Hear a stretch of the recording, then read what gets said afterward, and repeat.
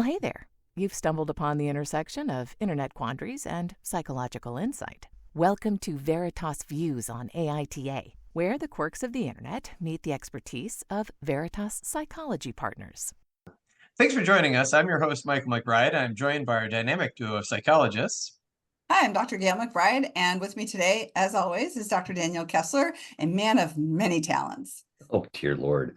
Hi. And I'm really happy to be here with my business colleague, Dr. McBride, and our intrepid narrator and host, Michael McBride, for yet another episode. Let's rock. Yeah.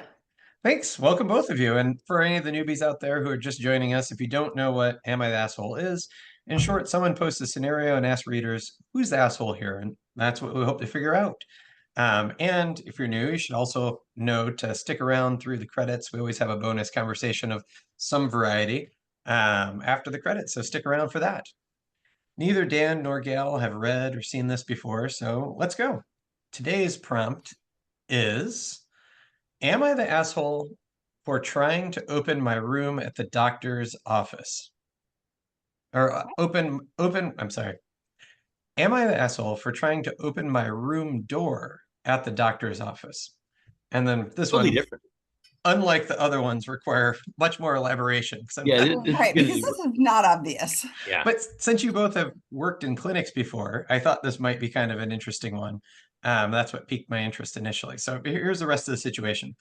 I just had an embarrassing situation happen at my doctor's office just now, and I didn't know, am I the asshole?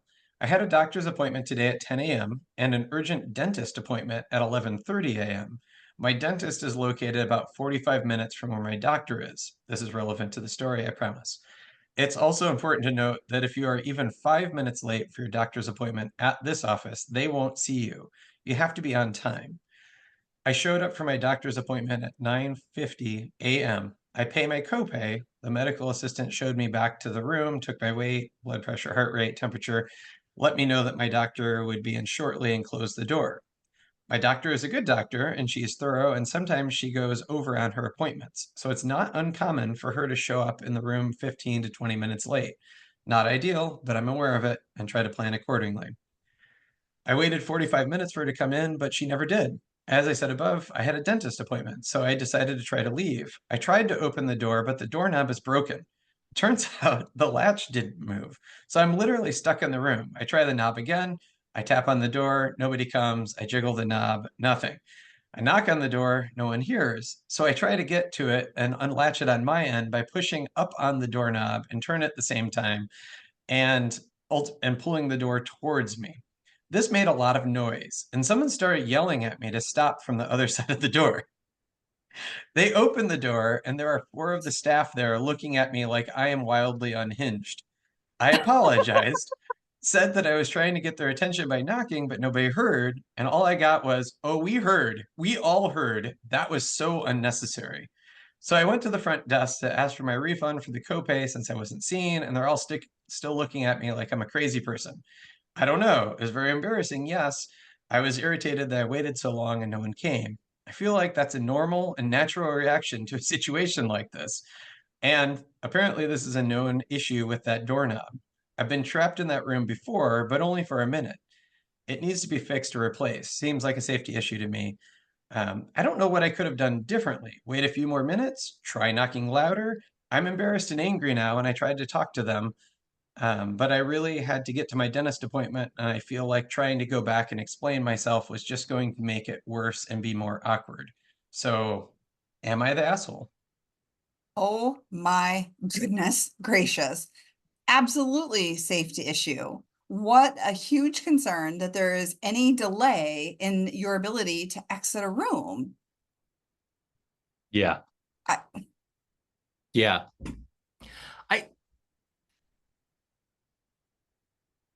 You're a little bit speechless. I'm listening to this here. You and I have both worked with a physician who is notoriously behind the assigned appointment time. I'm trying to be a little bit careful with this. And I've seen physicians who are notoriously behind the appointment time. Usually they don't bring you back to the little room though. Like, do you go back to the little room when the doctor's nearly ready, you know, so you wait 5 or 10, 15 minutes. Ideally, for sure. But then, Yeah. so if you know that your physician is behind and typically runs late, I mean, there is a little bit of a concern here that this poster has back to back these appointments so closely and really didn't allow for enough buffer. Now, this is separate from, am I the asshole for trying to get out of the room? This is really more around this individual's scheduling and this known issue of this physician running behind. And I think we can get into some tight positions when you've got two providers you want to see on the same day for different things, or just two appointments, and you know that the first of which is likely to run long. But I would address that at the desk saying, hey, what's so-and-so's schedule looking like today? I have an appointment at whatever time. I have to be out of the clinic by this time. I'd make that a known issue to the staff that were rooming me at minimum. There I am in problem solving mode, but mostly because I fail to see how it would be a problem to try to exit a room for any reason and feel as though you could not. Like, I think I've strayed away from this because this is a bit of a no-brainer, I think. You should be able to exit a room. Yeah, no, and I'm frustrated. I mean, we've both worked in medical clinics before, and I've hospital settings and places, and like I've done that thing where you're in the little room and you're waiting, and you open the door and you peek out and you're like, is there anyone gonna give me I'm here, I'm in my shorts, can you, And I've helped those people where, again, said physician is running behind and they're looking around going, I just need to try to open the door you try to open the door just a crack, so they can't right. If you're in that state of undress, you're kind of like, is there, you try to catch an eye as someone walks by and such, and no, you should never, if anything, that they should be giving the most deep apologies possible for, I mean, when I'm running more than 2 or 3 minutes late, I feel terrible. I'm really sorry that so on. I hate that sitting in the waiting room thing. And if someone's waiting for more than a couple of minutes, the clinic staff at the very least should be poking their head in and be like, hey, Dr. So-and-so is running late. They'll be here in a couple of minutes, or they're caught up in the hospital and they may be 15 minutes, whatever. That's just courtesy. This person it is. Yeah, this person, this is like find a new doctor shit in my world. If you can't be respected in the office enough to have a door that doesn't lock, I mean, for fuck's sake. Yeah. I think though, as I'm imagining this scenario and this person is escalating, I wonder if that isn't what the staff was responding to, of because it may have, from the staff's perspective, looked greater than necessary. Now, again, I think it's a customer service issue. Someone should have come to the door and opened that and offered to help this poor person. Yeah. I find it hard to believe that, having worked in medical clinics, that someone isn't nearby going, oh shit, that door always does that. Yeah. So sorry. Yeah. Right. God, I would hope that there's a uniform, you're not the asshole in this one. Just because yeah, I mean, I sorry, Michael, but this one strikes me just as a black and white. Well, I don't see the issue here. Are we missing something? Did the internet say, oh yeah, you're an asshole for, what are we missing here, Michael? Well, let me ask this first. Yeah, so no-brainer. One conversation that was really interesting that kind of came out of this, and initially when I looked at this, I was imagining a scenario where they accidentally opened a doctor's office door into somebody else's. That's where I thought this something was like going. that, right? So, they went to the bathroom, went to the wrong room, and they came back to they all look alike, and they walked in, and there was someone getting an exam, and oh shit, I'm really like that. That's where I thought this might be going, because that would be yeah, you should ask. But one of the side conversations I found interesting in this is, how long do you wait? And I know medical, I don't know, my doctor that I go see, my primary physician, probably has a different standard than psychology or not. Like you guys have a really rigid set time for appointments, and I don't know that you back up the way that other kind of providers do. Yeah, well, So we get it to was say interesting. our time today is up, and we can address this next time. Whereas your medical provider has to kind of sometimes go beyond their 20-minute allotted time frame for sure. So the big question that people wrestled with is, how long do you wait? And this ended up being kind of interesting because people from different countries weighed in, and even different states. So I'm curious, like, what is acceptable from kind of your perspective? And I'll share some of the other thoughts they had. Yeah.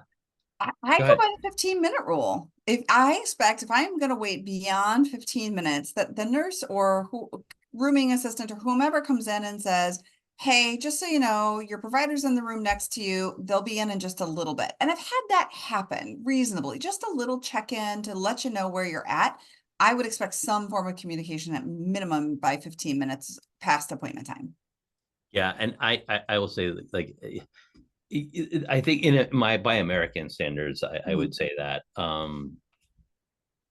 there are some fascinating. There was a viral TikTok, I think, that was out a year or two ago about an American. We'll find it and put a link in the show notes about an American woman who had her first OB/GYN exam in Germany. And I won't go into the details, but the differences between the two are substantial. And it got millions of views. And interesting. I just told a story without telling the story, which is like the least interesting thing I think a person can do in a podcast. Yeah. But there's a story there that she tells wonderfully. Okay. So interesting. So how about you, Dan? How long do you wait before you insist on? After about 10 minutes, I'm probably poking my head out. And although my primary care doctor, strangely, like, you can't hear what's going on in the next room, but you can often hear and his voice is fairly distinctive. Yeah, exactly. And since his voice is fairly distinctive, I can hear him in the next room. So I'm like, you know, he'll be in here in a few minutes. Right.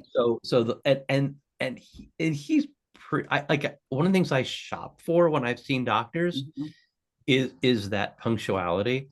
My favorite doctor in the world is my dermatologist, Gayle, who I refer to you and your family to. I think she's seen like 2 or 3 of my family members, 2 or 3 of your family members. Just like, this is like what a doctor, like, she shows up, and if your appointment is 3:30, the nurse is bringing you back to the little room at like 3:25, and she's like walking through the door at like 3:30 or 3:31 occasionally. Within about 90 seconds of that nurse leaving, she is in there. You better be dressed fast. and then she somehow bends time, because she'll spend what seems like a half an hour with you, and then she leaves, and it's been 12 minutes. Right. And you feel completely heard. And that, to me, is a really great doctor. Like, oh my gosh, she's amazing. She also does this thing that a lot of really good doctors do, and she's kind of telling you what's happening. I think they call it narrating the visit. She's telling you, as she's doing the exam and as she's discussing things, exactly what's going on. And then there's that like anything else. And what I love that when doctors is, they get anything else, and then they like actually pause. Or what else can I help you with? Not even anything else, because then that's a yes or no answer. What else can I help you with? And then there's a pause that tells you you're free to say more. Love that. Yes. No, and she is really skilled at that. And I will say, back to the question of how long do you wait, some of this is also a set expectation by your doctor's office that they will often have a sign at the check-in desk. If it's been more than, 10 minutes or 15 minutes past your appointment time, please see us. They're encouraging folks to come back up to the desk to check in, because something happens, someone gets pulled away to the hospital, whatever it is, and that front desk staff is going to have that information without, necessarily broadcasting it to the whole waiting room, but might be able to update you on your appointment. One of the things I talk to both my kids about, but also the clients that I see, is advocate for yourself in these situations. A wide range of needs that you may have. And actually, so when you started this, Michael, in terms of opening the door, I thought it actually meant more from a trauma-informed perspective, that, sometimes people who have trauma really need to leave the door open a crack, either before the visit while they're waiting alone in the room, or during the visit, especially with a provider they don't know. And that ideally is maybe when you're in a state of clothing, but some folks really can't tolerate that. And medical staff don't necessarily know that about you, but if you advocate for yourself and let your need be known, they will often accommodate that. And so this is where I thought the story was going, in a little different direction. I do like the sidebar comments. Like, what does the internet think is a reasonable amount of time, or does it vary? Are Gayle and I, 10 to 15 minutes? I 10 minutes before I poke my head out. But like, what's the internet say? Well, I'll share. First of all, I always take a book with me, so time disappears. Well, of course you do. And I always, when I schedule an appointment and I take time off work to do that, I always double it. So whatever it's supposed to be, I just make myself out of office for 2 hours or whatever kind of like thing, a home improvement project. Right. It is, yeah. And but I will also say, like, I do sometimes get, like, I'll get there and I'll have like the nervous bladder and I'll be like, I need to go. And I could imagine being this person locked in that room being like, what the serious fuck? I need to get out of here. Otherwise you pee in a sink or something, I suppose. But anyway, thank you for that image, Michael. What an image. Wow. Yeah, really.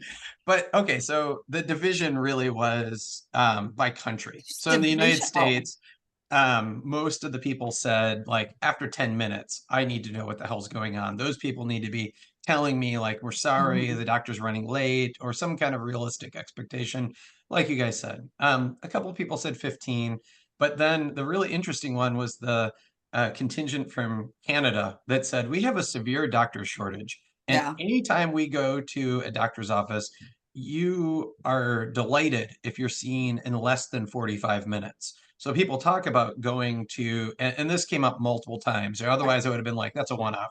But they said, like, 45 minutes is a minimum. I've sat in the office for 2 hours before being seen. But by country, you would have a different set of expectations because you know kind of what the norm is.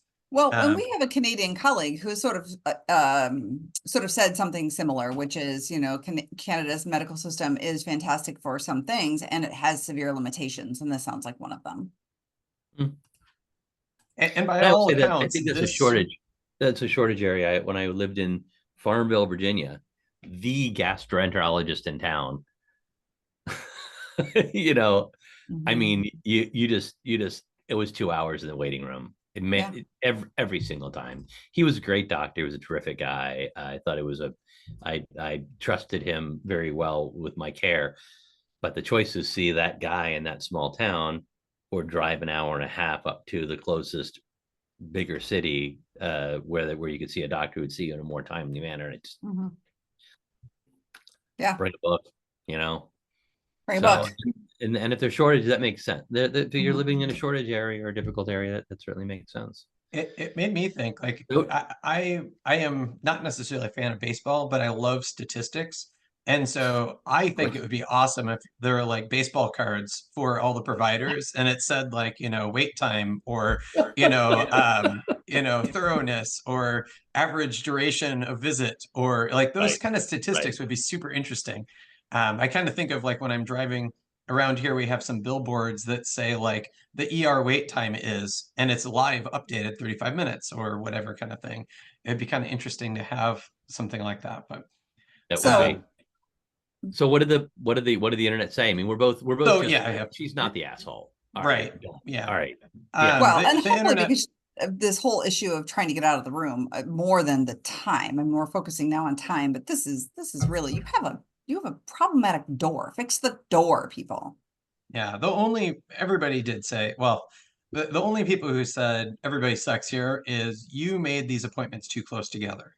Like, they address, like, the fire hazard of that door not opening is inexcusable. The fact that they, all these things, but, like, the only thing where you suck is you schedule these things too tight. You need to space it out. Otherwise, everybody was very much in agreement that they're not the asshole. So, yeah. All right. So I will tell a quick story similar on myself. So when I was a day I was working in a clinic setting, and they installed these emergency pulls in the bathrooms. Oh yeah. Because they had an incident where someone had fallen and needed medical assistance, but they were behind a locked door in the bathroom. I learned pretty quickly that those are very sensitive. And I didn't realize it, but I had triggered one. So I come out of the bathroom one day and there are like 4 people standing there staring at me. It was They didn't applaud. Supervising nurse, pretty much, a pharmacist, and like 2 clinical assistants going, "Do we go in? I think McBride's in there." I don't know. Why didn't they burst in? Why did they wait? It's an emergency.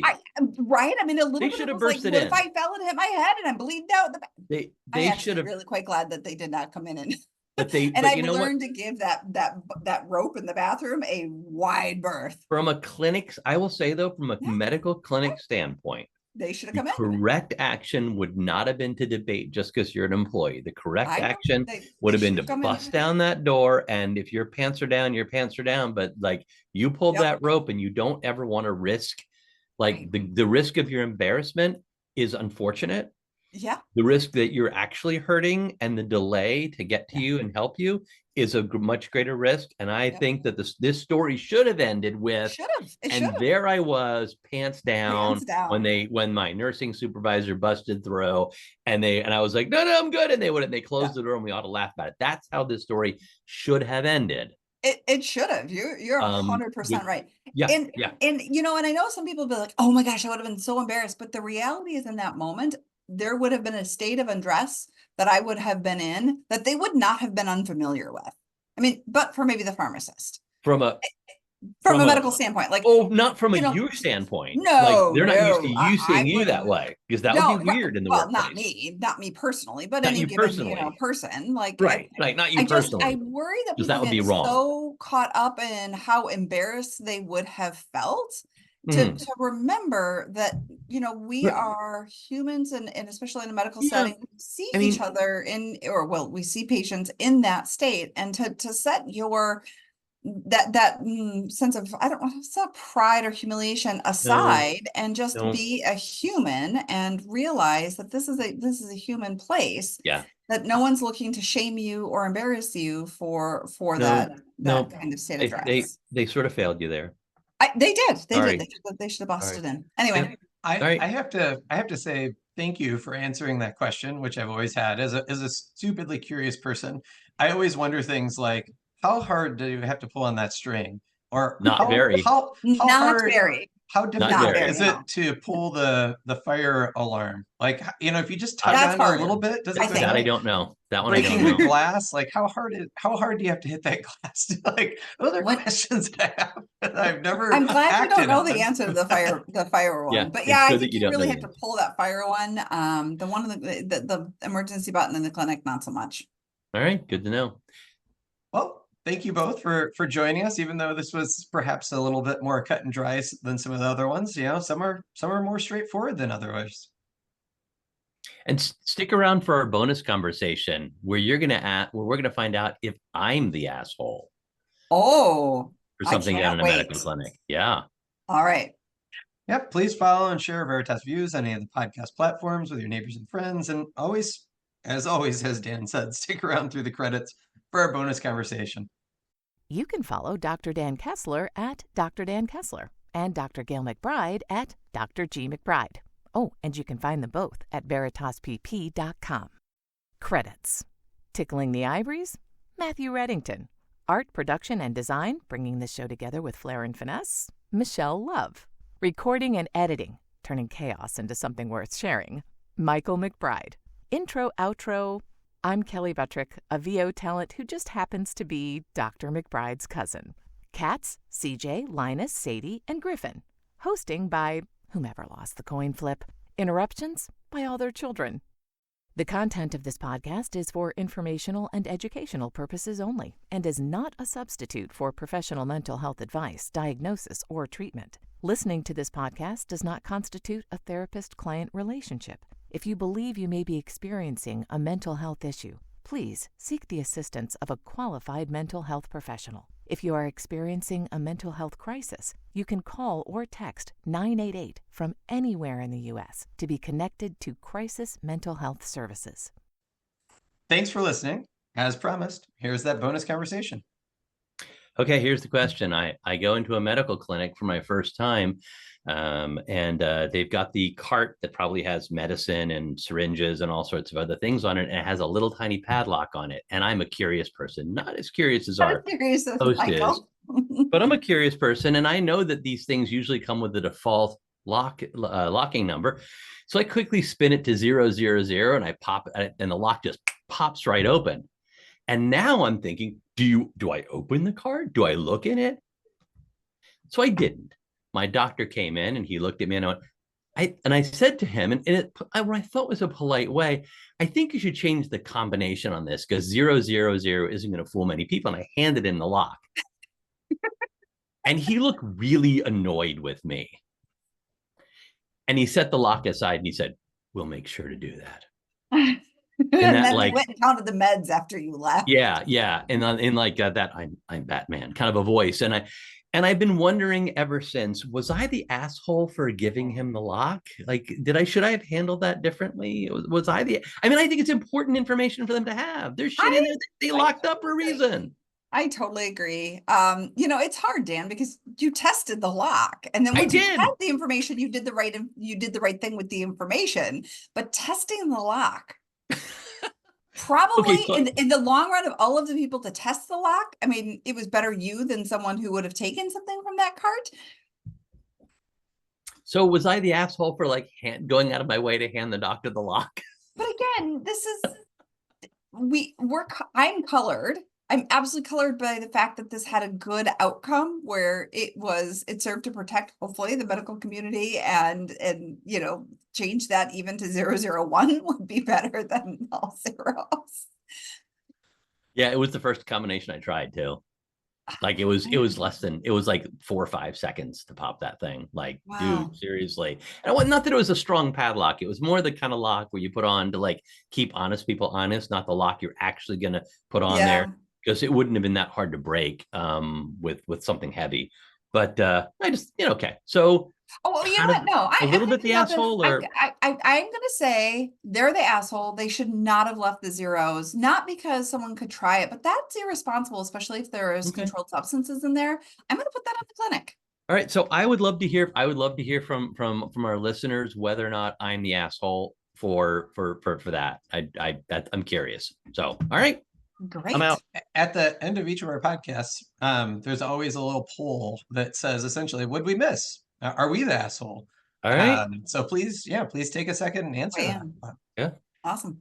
Thanks everyone for tuning in. Tune in again next week for another Am I an Asshole debate.